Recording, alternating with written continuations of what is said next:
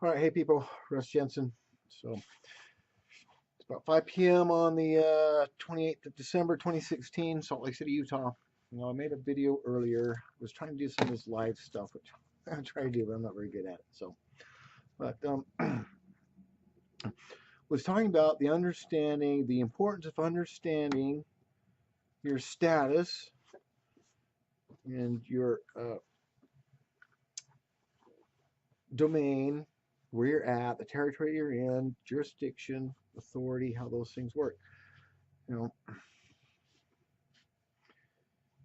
it's I'll do my best to try to keep explaining these things. It's really quite simple, but they have made it so complicated intentionally because they want to keep everybody um, subject to them, their unlawful constitutional authority that they've expanded upon. So I'll explain briefly what the mechanism has been, what it is right now, what they utilized um, in order to kind of do an end run, circumvent the other provisions of the Constitution that everybody relies on, but don't seem to have any effect, don't have any impacts. Gets ignored. It's supposed to be a supreme law of land, I thought. Yeah. But that's why it becomes very important that we start understanding jurisdiction, status, domain, um, and even more important, to really begin to understand the definition of words, how they're being used, what the definitions are that are attached to those words in a particular circumstance or a particular rule, regulation, or law. Now, when we start preparing our paperwork, we say what the definitions of the words that we're using are. We can even take their rules and regulations and explain what we say that those mean, how they're supposed to be interpreted.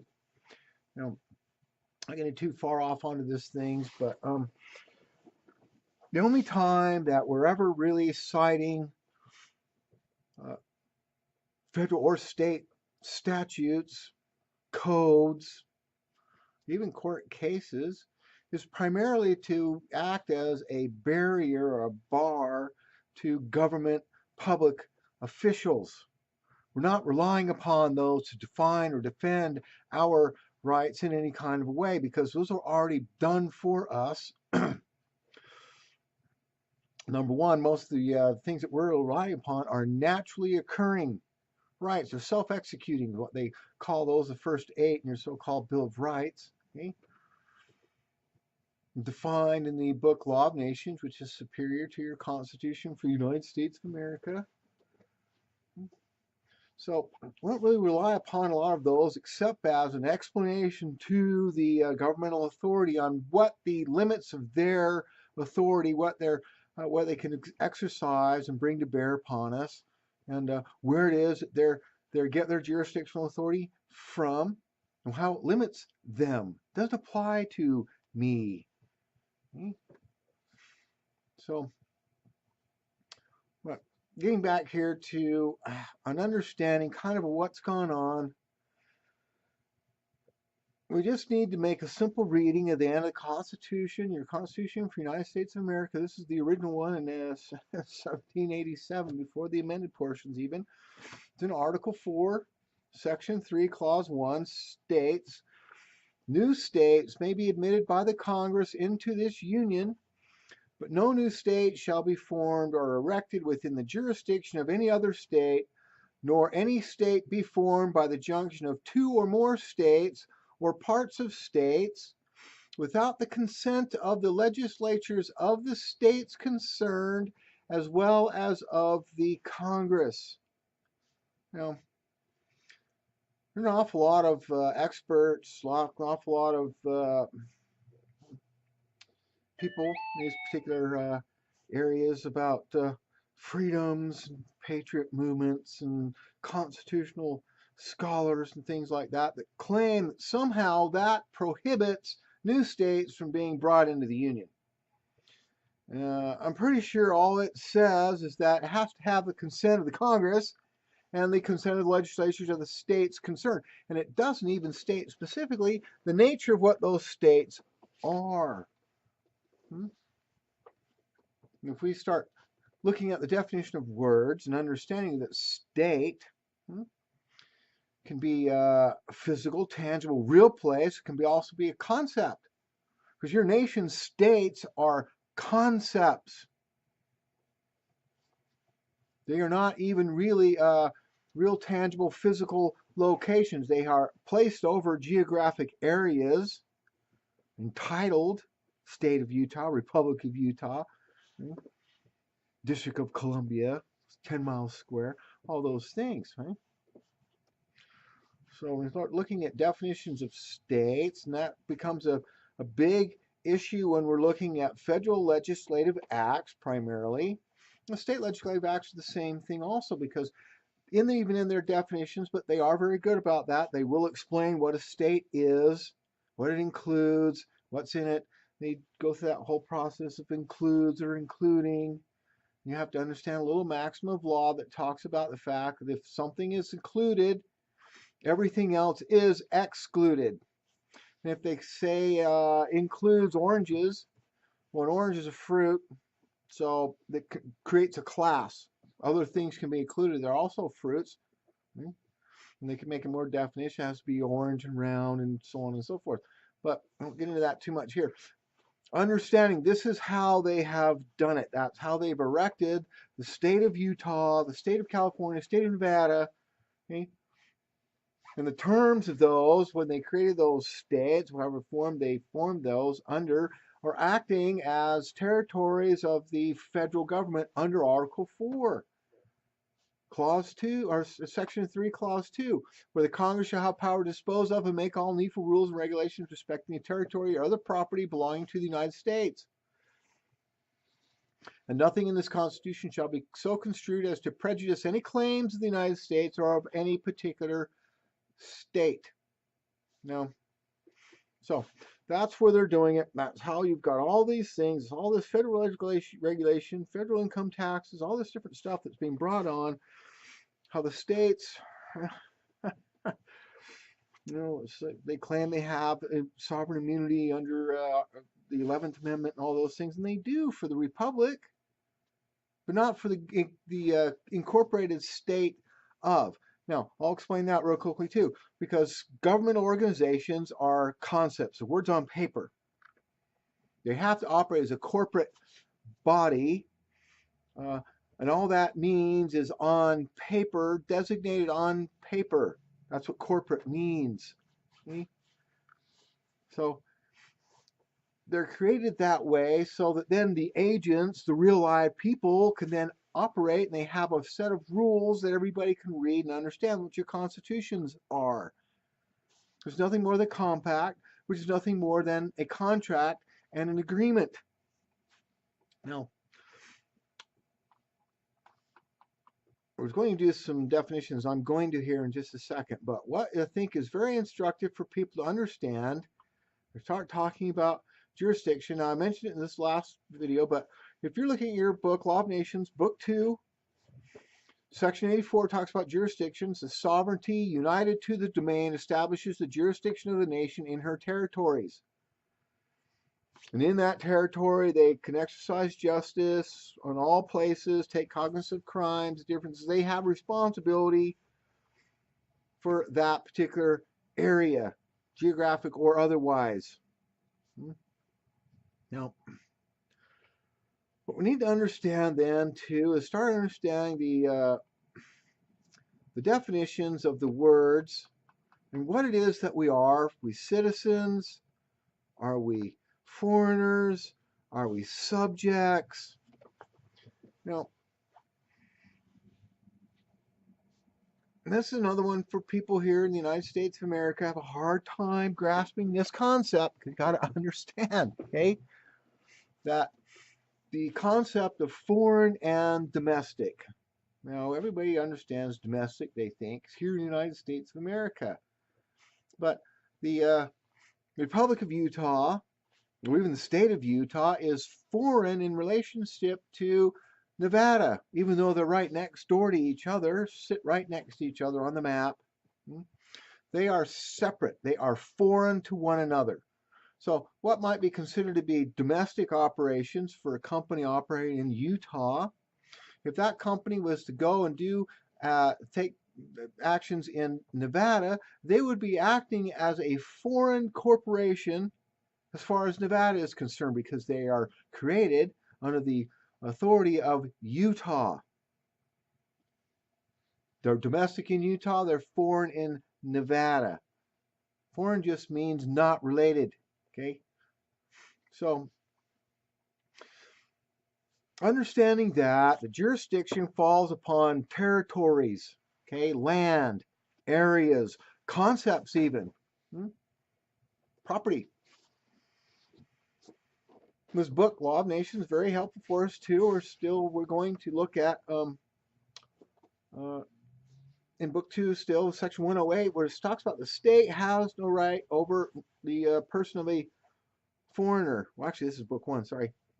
But the state, which ought to respect the rights of other nations. Now remember, independent nation states, Utah, Nevada, California, Washington, okay?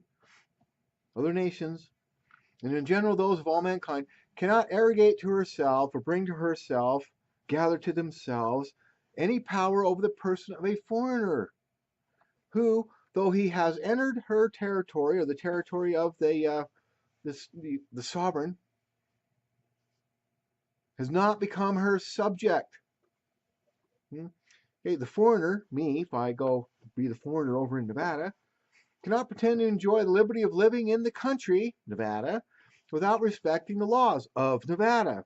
If I violate them, I'm punishable as a disturber of the public peace. That's one of my indispensable obligations, to maintain peace and tranquility at all times. Okay? And guilty of a crime against the society in which he lives.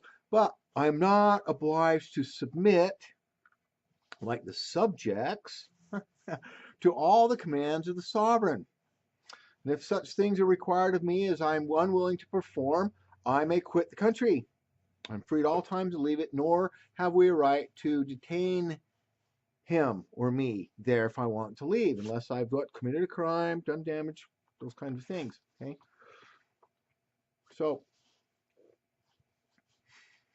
jurisdiction, although it attaches to the land, comes from the land that you're standing upon, does not necessarily attach to you as the person, the walking around conscious awareness, transient person, individual, conscious awareness. Okay? The jurisdiction does attach to the land, and therefore attaches to you if you're standing on the land and you're in violation of, but does not make you subject to everything. It might be attendant to people that make a permanent home there or live there or have subjected themselves to that particular society. If I'm there in Nevada for a week, come back home to Utah, they can't possibly send me a notice that I need to pay some tax or some fine because I was in the state for a short period of time. Okay, this minimum contacts rule and different things like that. But the point is that they can't extend Nevada law here over into Utah simply because of the fact that I visited there for a short period of time. Now, this becomes very important for us when we start talking about the importance of understanding words like residence, domain, domicile, status, civil. Okay? Those are the things that begin to subject us to authority, subject us to certain things. Now, if we want to take a look at, let's take a look at what subject means. In fact, actually, let me do this instead. I'm going to go here and talk about dwelling, because it's very important we start to understand who and what we are. Okay? Your conscious awareness here that is here for a temporary time. Temporary time. It might be 100 years. That is still temporary. Now, here's the other thing that people have got to understand. That in this reality, there is no such thing as permanent. Doesn't exist. Nothing is permanent. Now, people believe permanent, it's a long time, doesn't change.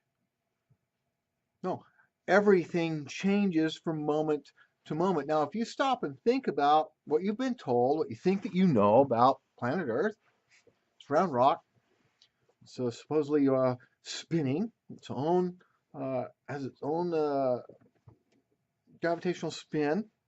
I don't know what the gigantic number is. They claim it's moving miles per second.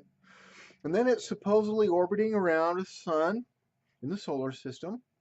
Now, the entire solar system is supposedly moving because the entire universe is supposedly expanding, moving all the time. So the sun is moving through the galaxy, and the galaxy is then moving through the universe. So with all that movement going on all the time, how is it possible there's anything that can be possibly considered as permanent? And even if we took, for example, that nothing moved except for what? A passage of time. Linear, cyclical, whatever you want to call it, but time from one moment to the next, because there is only one moment, but it is a moment that's made up of continuous moments. And in that moment, everything else has changed. The biological functions of life, of living, require change. Therefore, there's no such thing as permanence. Now, start looking at the definition of words like dwell, which is as a verb, dwelled means an action. To live or stay as a permanent resident. To exist or continue in a given condition or state. To dwell upon or think, speak, or write about at length or with persistence, to linger over. Now, that's the only one right there that could possibly have any possible truth, because it's talking about at length, but not permanence. Okay? We talk about residence, the same thing. A permanent legal residence, a house or a home. Right? To establish in a domicile. Now, to establish means to what? To found, institute, build, bring into being, install, maintain in a stable basis. Okay?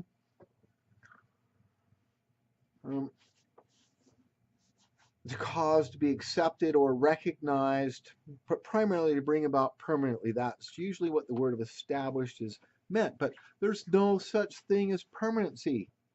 So we take that down to the next word, which is domicile, place of residence, abode, house or home, under law, a permanent legal residence. The act of living or staying in a specified place as while performing official duties. Now, these are the definitions that your government starts to attach to these words. Okay? The principal center of business activity is registered under law. But this is the one that's most important in my opinion. The period of time during which a substance as a chemical remains absorbed, suspended, or dissolved. So what does that mean? Aren't you a substance? Aren't you made up of chemicals? But you're what? Suspended or dissolved, meaning you no longer exist. You become part of the body. Okay? Permanent state. So you're operating in fraud on a couple levels right there already, because there's no such thing as permanence. Okay? And you cannot be suspended, dissolved, adsorbed. Can you? Not maintain yourself, yourself as an entity walking around, all those things happening all the time, breaking down, all that different stuff. But primarily that's what happens. So when you're talking about these things too, because you start talking about subject matters, and we look at the word substance, and we look at the word subject. Now, the substance,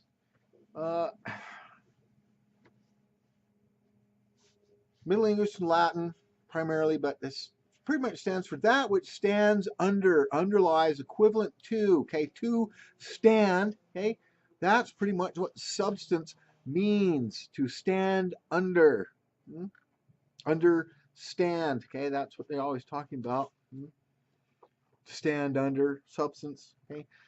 thing which consists of physical matter or material, the species of chemical composition, matter of thought. Now, subject's the same thing too. We're talking about the word sub, which is under, okay? Inject, which means to throw, okay? To throw under, subject, okay? Throw under, to stand under, be thrown under, okay? Under the dominion or rule of a sovereign.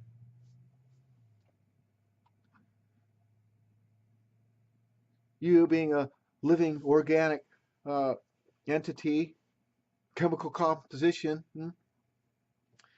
in residence of when what? You've been absorbed, you've been suspended, you've been dissolved as a lawful sovereign authority.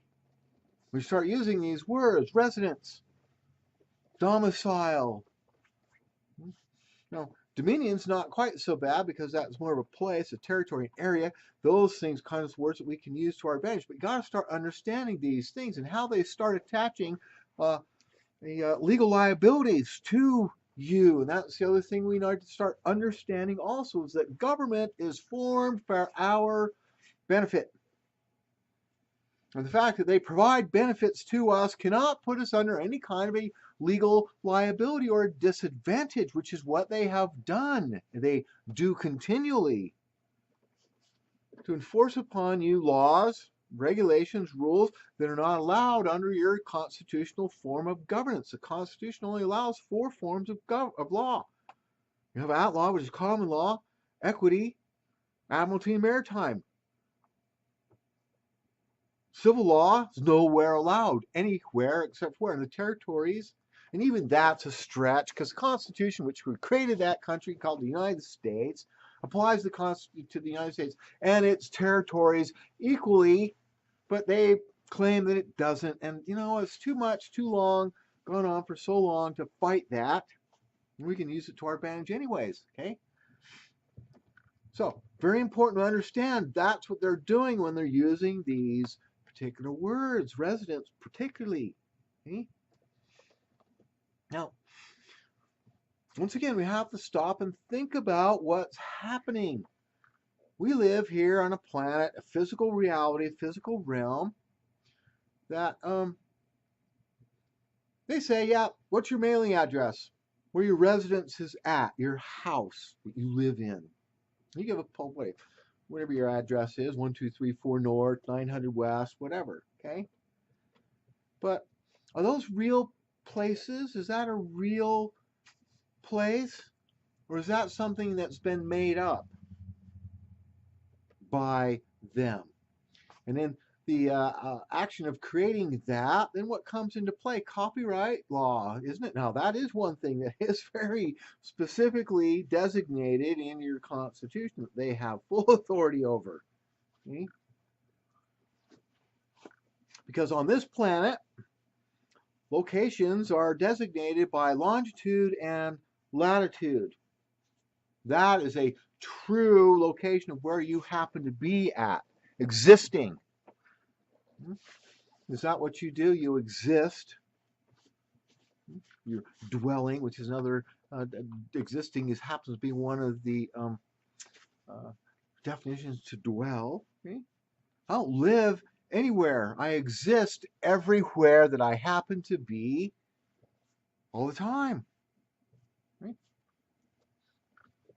You can't turn me into a dissolved, dismembered, disbanded composition of chemical substances, dissolved into the body and located at a fictional address in a fictional place that you have created for me.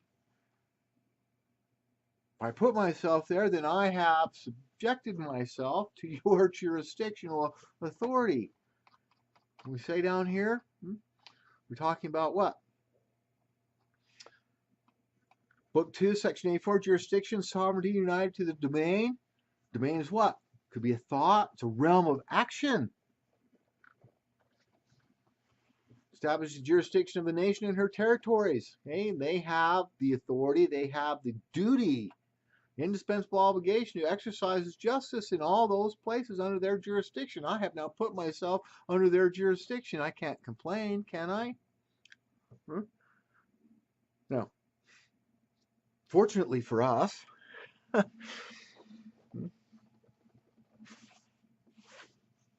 only laws that matter on this planet are nature's laws, natural law.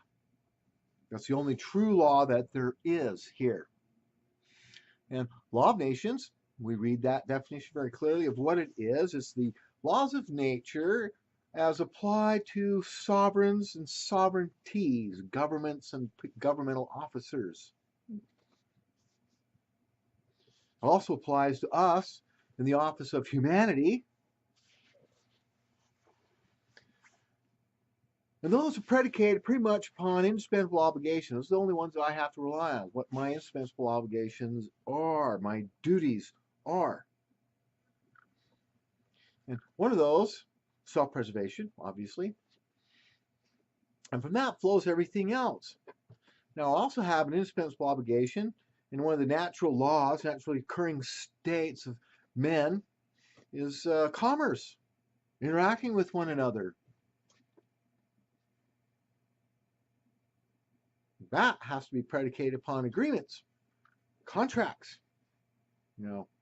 Understand a contract law, primary two things is honesty and truthfulness. So if I've been brought under a subject or subjected to jurisdiction under false pretenses or without full disclosure or fraudulently with intent to submit me to a legal liability, a diminishment, that contract's null and void. Now, let's talk about just for a second about the purpose of governance. Governments are constituted by the consent of men for our mutual safety and benefit, for our protection. That's it. Okay? But we're looking at book 2. This book, Law of Nations, is so powerful for us. Go to section 198. The encroachments of the protector. If the virtue of the same principle which discharges one of the contracting parties when the other fails in his engagements, failure of a known duty, you fail in the terms of the contract, contract's breach, my obligations to you are over, done. Doesn't mean that you can preach part of it and then the rest of it stays in force. No, it's all or nothing. Okay? So it says, if the more powerful nation should assume a greater authority over the weaker one than the treaty of protection or submission allows, the latter, meaning us, the weaker nation, us, the independent people, may consider the treaty as broken and provide for its own safety according to its own discretion. Okay? Now, a lot of times they'll say, hey, you acquiesce by your silence, by your failure to speak out. You have a duty to speak out if it's going to have implications on the other party. And if you don't speak out, well, then they can just assume that you've agreed by tacit agreement that it's okay. In a lot of cases, that's absolutely true. That's right. That's how it has to be. But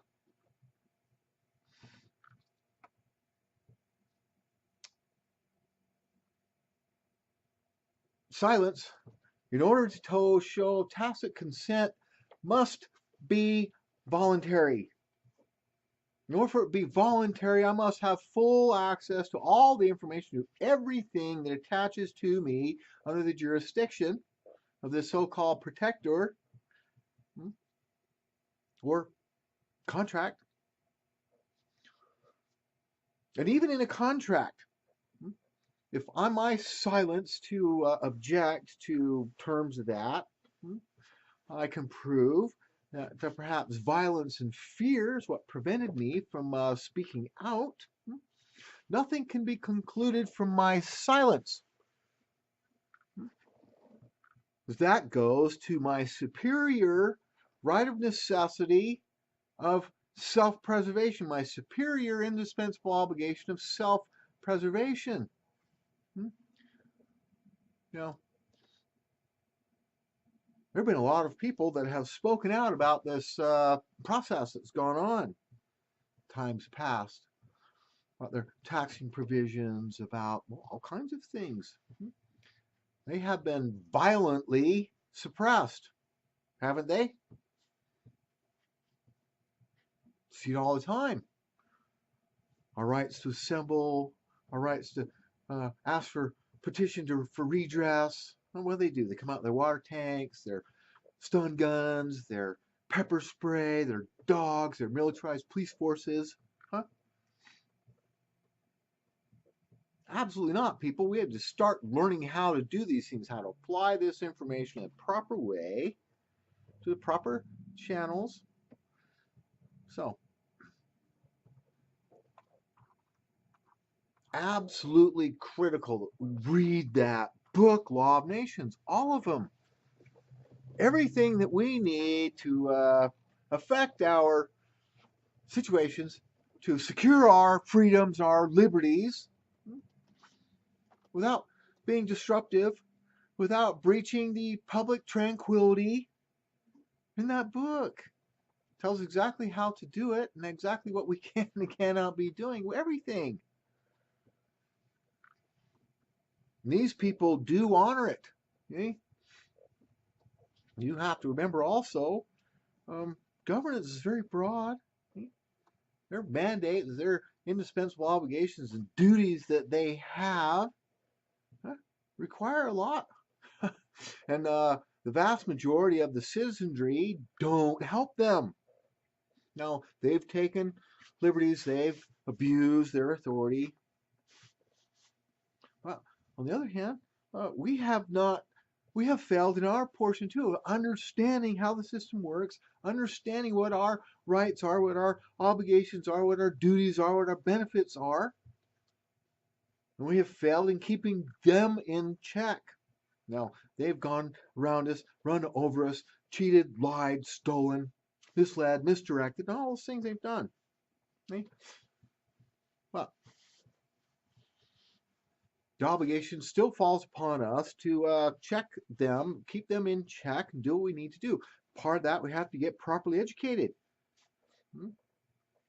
It's not about reading 10,000 pages of laws and codes and rules, regulations, and statutes. It's about reading this book, Law of Nations, and then using a little common sense to extrapolate from that what those concepts are, because every one of your Supreme Court holdings here or any other country on this planet,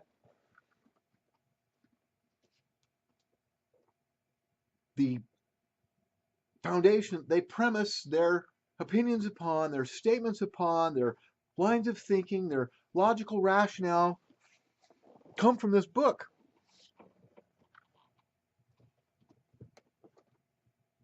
This book is not only constitutional law, it is law for the entire planet. You don't have permission to not read it. You have an indispensable obligation, one you can't get out of, to read this book, Law of Nations. Do everything you can to understand it and apply it properly in your personal situation.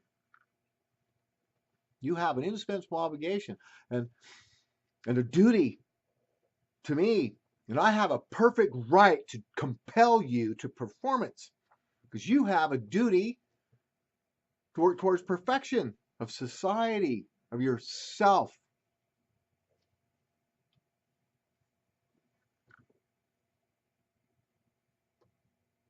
It's not okay to let somebody else do it. It's not somebody else's job. Now, I'm not saying you got to go to every city council meeting and go sit in the state legislature or anything else, but you need to read these things and start understanding, because it's so clear, becomes so clear on all the areas that they have way overstepped their bounds. Now, there's other processes that we need to do, paperwork, some filings, some certain things that we need to do. But the beginning point is reading this book and understanding the power of words, number one, and number two, the power of this book, what it gives to you, because the Constitution for the United States of America And even your state constitution does not speak to you specifically as an individual private citizen, private member, except for through this book right here. That's it. You can't use constitutional law to defend your naturally occurring rights. You can use that to tell the sovereigns sitting in the office of sovereignty the limits of their power.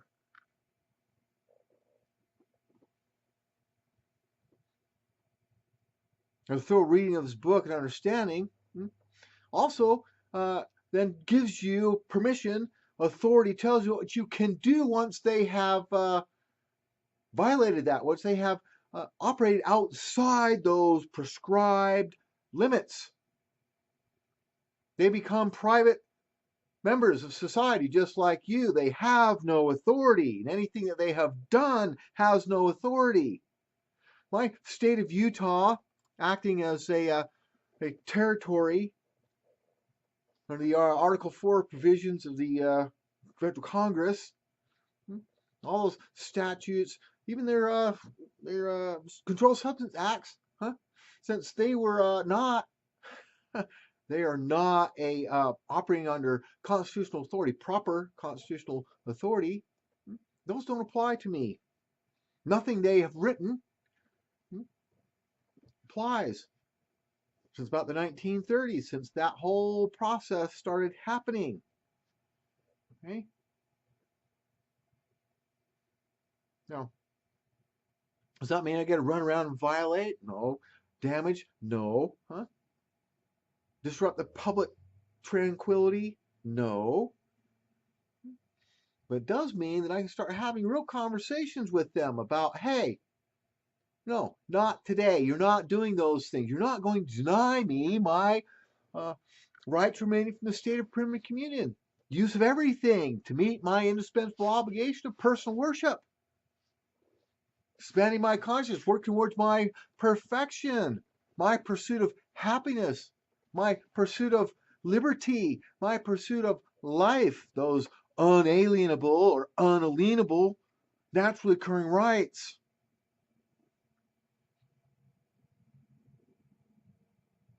You don't have permission from me. I don't consent. Now, does that mean you can't do that for other people that want to have that? No, you can. That's what you've done. It's okay. It's perfectly okay, because some people just don't have the maturity, don't have the mental capacity, don't have the ability to be a true sovereign authority. Nothing wrong with that. In fact, the governmental authorities have a duty and obligation to me as a lawful sovereign authority to make sure that those other people respect me, respect my abilities, my rights. But it doesn't mean that I have to be subjected to everything else that they're imposing upon those people who are violators. So, most of this comes down to personal responsibility, acting responsible, being mature, understanding true nature of the reality you find yourself in. Okay? Understanding the fact that purpose of life, perfection, working towards it. If you look at nature, every other aspect of nature except for one errant species, humans, have all attained that level of perfection. Haven't they? Look at the dolphins, the whales. It doesn't really matter what other species that you investigate and take a look at, they have achieved absolute and total perfection. Humanity is the only one that has not, and in its imperfection has denied life, existence to a lot of other species, some that we'll never see ever again. As far as we know, there's no life anywhere else either. So, understanding power of words, definitions, understanding now, start to understand the simple way that jurisdictional authority works, how it operates.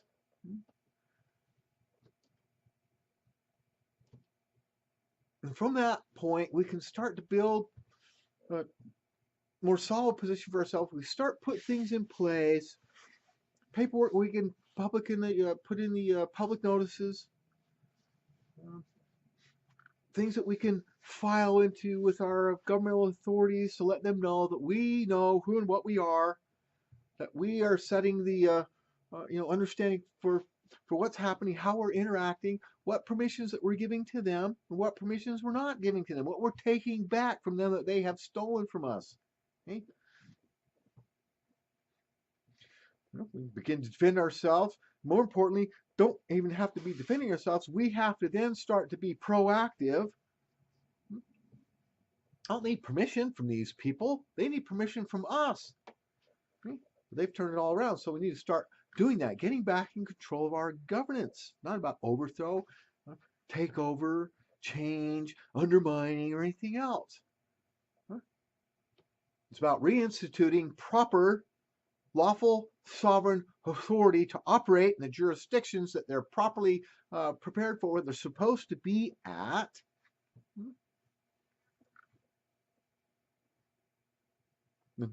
Reminding them, putting them on notice, commanding them to do their duties and obligations that they have to me for my delegating some of my lawful sovereign authority to them, which is to protection of my private, individual, naturally occurring rights, and to be of assistance to me in my indispensable obligation of working towards my perfection. And in working towards my perfection, I'm also working towards the perfection of my society. My society then becomes more perfect, and all the other societies on the planet become more perfect. And God's creation here supposedly is working towards its perfection. That's what their purpose is, to provide mutual safety and benefit, to give me the ability to do those things, to have a meaningful experience here on behalf of my Creator. So, once again, I'll pledge to you my life, my fortune, my sacred honor. This project, try to help people get better understanding. Like I said, I'm not a very good speaker, to get lost, get kind of tangled up, but do your own homework. It's not hard, people. Read the book, look up definition of words, think about things, think about what's really right, what is proper for the divine creation that you are. Conscious awareness here. Purpose of life is to come here and flip burgers and be miserable. Nothing wrong with chopping wood, hauling water, all those things necessary for, to maintain our existence here. But that can't be the end all be all, and certainly pursuit of money, what you think is money, isn't that either. Those help. I guess that's why all those things, yoga and so many of those things, meditations and stuff, have become so popular, because people are looking for that, searching for that, some way to connect, some way to feel, like life has some meaning beyond just getting up and existing, going through the day. Okay? Book Law of Nations, get it, read it, start understanding. You can start applying the concepts first in your own mind, understanding your proper status, and then figuring out how you're going to change where you're at to where you're supposed to be. And then we can do that together as a collective group of individuals, take back control of our governance, so we can save the other species on this planet. We can save ourselves even. Okay? So, all right, love everybody, and I'll talk to you next time.